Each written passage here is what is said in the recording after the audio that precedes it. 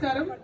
జాగృతి కొత్త కార్యాలయంలో మొదటిసారిగా మనము జెండా ఎగరేసుకుంటా ఉన్నాం.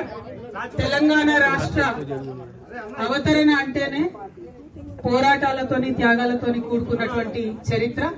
అటువంటి చరిత్రలో సగర్వంగా భాగమైనందుకు జాగృతి కార్యకర్తలకు, నాయకులకు అందరికీ కూడా శుభాకాంక్షలు.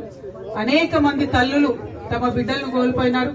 వారందరికీ కూడా ఉద్యమాభివందనాలు. ఎప్పటికీ కూడా తెలంగాణ వారందరికీ, వారి కుటుంబాలకు అందరికీ కూడా రుణపడి ఉంటుందని మళ్ళొక్కసారి ఈ సందర్భంగా మనందరం కూడా గుర్తు చేసుకోవాలి. దాంతో పాటు కేసీఆర్ గారి పోరాట పటిమ, వారి యొక్క చాణక్యంతోనే రాజకీయంగా ఉద్యమించి వాళ్ళ రాష్ట్రాన్ని సాధించుకోగలిగినాం.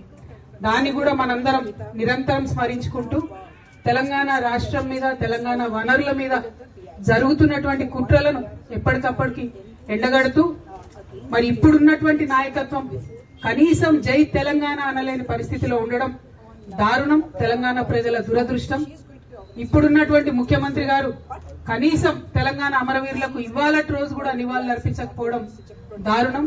దీన్ని మేము తీవ్రంగా ఖండిస్తా ఉన్నాం. ఇది అమరవీరులకు జరుగుతున్నటువంటి అన్యాయంగానే మేము భావిస్తాం. దీని పట్ల ఫ్యూచర్ లో తప్పకుండా కార్యాచరణ తీసుకుంటాం. ఈ ముఖ్యమంత్రి గారు అమరవీరులకు నివాళులు అర్పించేంత వరకు కూడా తెలంగాణ జాగృతి ఆధ్వర్యంలో పోరాటం చేస్తామని సందర్భంగా తెలియజేస్తూ మన చైతన్య స్ఫూర్తిని నింపుకొని ముందుకు కదలాలి. తెలంగాణ రాష్ట్ర అభివృద్ధి కోసం మనందరం ముందుకు కదలాలని చెప్పి ఈ సందర్భంగా పిలుపునిస్తా ఉన్నాను. Thank you. జై తెలంగాణ, జై తెలంగాణ, జై జాగృతి, జై కేసీఆర్.